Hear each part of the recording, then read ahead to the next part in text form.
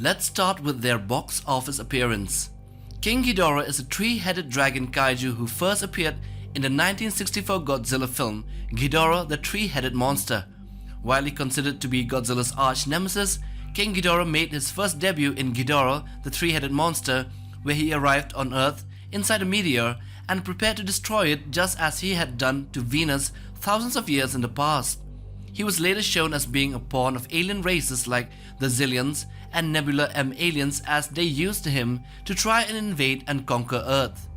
While the American King Ghidorah, who is also dubbed as Monster Zero, Titanus Ghidorah, or just simply Ghidorah, is a giant extraterrestrial three-headed dragon daikaiju created by Legendary Pictures that first appeared in the 2019 film Godzilla King of the Monsters as one of the two primary antagonists. The appearance of this monster in the movie was given a good reception by both film critics and the die-hard fans of kaiju. It was also the first time that many new monster movie enthusiasts came to know about this epic creature. Now we shall compare the origins of these two versions of Ghidorah. TOHO's King Ghidorah has traditionally been depicted as an evil, destructive creature from outer space, although his origin has varied throughout his appearances. In the Showa series, King Ghidorah is an alien dragon said to have attacked Venus under his own power many thousands of years ago, wiping out the planet's entire civilization.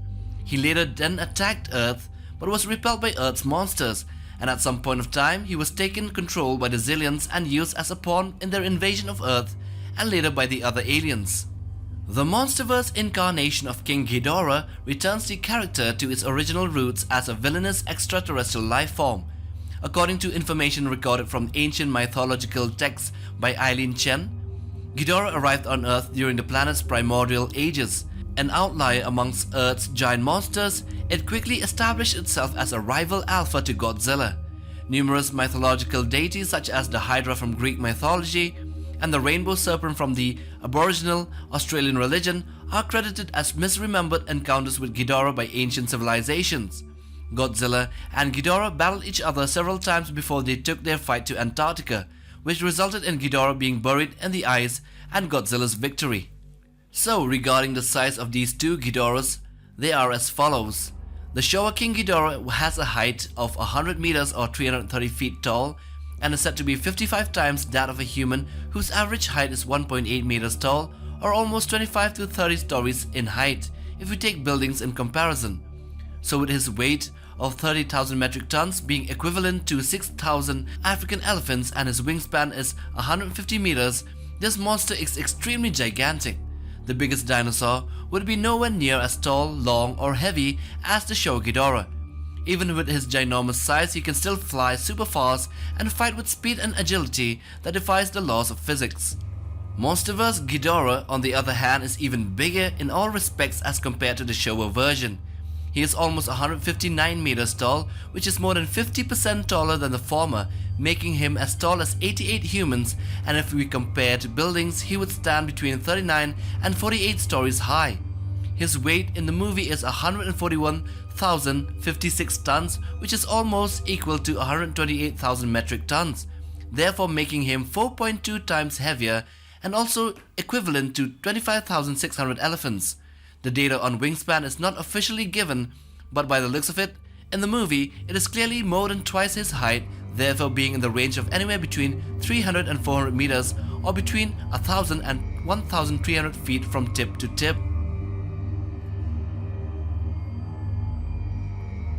There are a wide variety of powers for both the Showa and the Monsterverse Ghidorahs.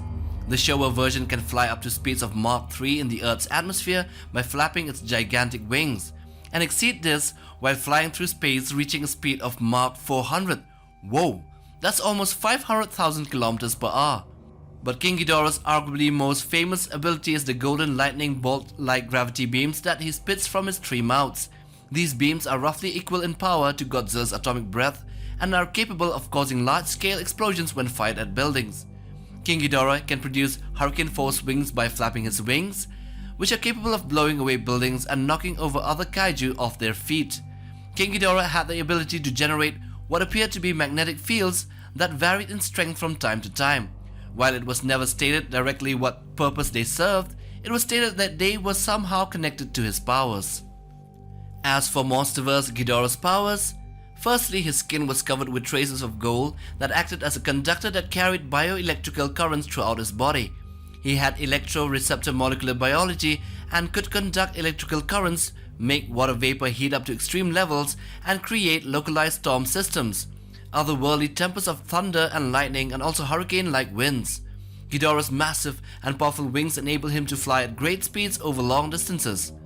Ghidorah could shoot golden gravity beams, which are concentrated beams of electricity from his mouths. When Ghidorah had absorbed enough amounts of power, he could project gravity beams from the tips of his wings. The most unique power, however, was that using the radiation from Rodan's volcano, Ghidorah was able to regenerate the head that was decapitated by Godzilla almost instantaneously. He was also able to absorb energy from Godzilla by sucking it using his mouths. Now let's dive into the body designs. So looking at Showa Ghidorah, he seems to be oversimplified by modern standards, but let's not judge the pioneer of space dragon designs. Anyway, this version has 3 long but thick necks that sport one head each with 2 long horns and 3 or 4 smaller ones. His necks emerge from a fat abdomen that also has 2 thick legs with claws that seem to look like a cross between a human and a rhino's foot. He also has 2 tails which are longer than his necks, and they both end up in clubs with a lot of spikes that grow outwards. His back is also covered with a singular row of spines that run down from his necks.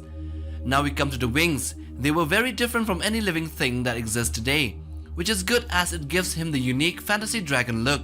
Anyway, the wings had 6 digits, which would have been like fingers growing directly from the shoulder of the kaiju.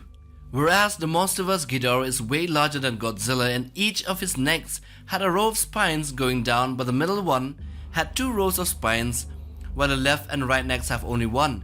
Each of his heads had a crown of horns similar to the Heisei incarnation, but each horn is longer and more curved. The horns also tend to flare depending on Ghidorah's current mood. The middle head's horns are noticeably larger, straighter and longer than those of the peripheral heads.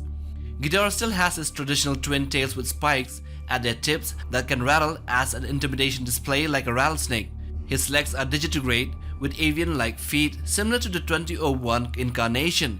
Ghidorah's eyes are fiery red that seem to glow yellow whenever he charges up and fires his gravity beams, and his tongues are forked like a snake. Ghidorah's wings are also much larger and more bat-like in appearance than most incarnations, and they can also act as forelimbs to support his massive body. So now let's head on into the monster's durability and weaknesses.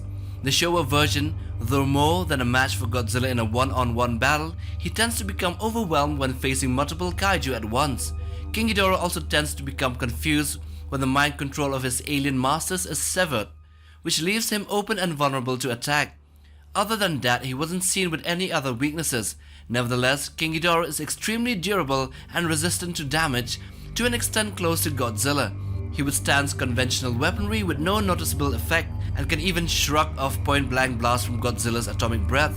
King Ghidorah tends to use his durability to his advantage, as he often prefers to escape from a battle that he can't win before he suffers more injuries than necessary. So even though Monsterverse Ghidorah is extremely powerful, he has several notable weaknesses. For one, he could not withstand the thermonuclear pulses released by Godzilla in his burning form, which incinerated his wings and heads within seconds, but hey, nothing can withstand that.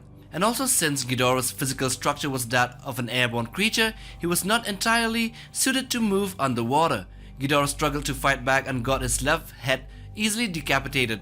Nevertheless, Monsterverse Ghidorah's golden scales made him highly impervious to any form of weaponry. He was also able to withstand a full force charge from both Rodan and Godzilla. Even the sheer power of a powered-up Godzilla's atomic breath couldn't cause any noticeable damage to him. Furthermore, after the destruction of his entire body, Ghidorah's middle head continued to struggle while in Godzilla's jaws, only to be destroyed when the G-Man fires his last atomic breath. Yeah, now we know each and everything about these 2 versions of the kaiju space dragon. In short, they were both from space, and both came to Earth to subjugate the planet and destroy everything in it.